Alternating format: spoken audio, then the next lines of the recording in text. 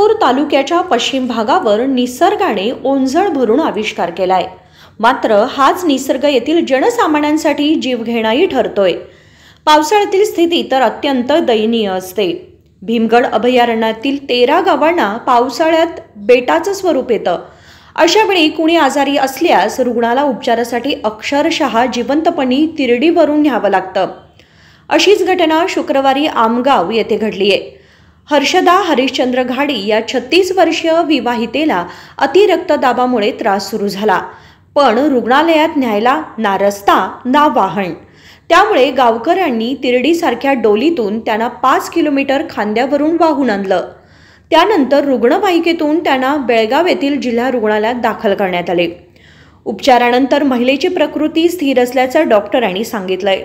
प्रशासनाने या भागात किमान रुग्णालयांची तरी व्यवस्था करावी अशी मागणी या घटनेनंतर जोर धरतीये। चेतन लक्के-बैलकर, KMM मराठी, बेळगाव।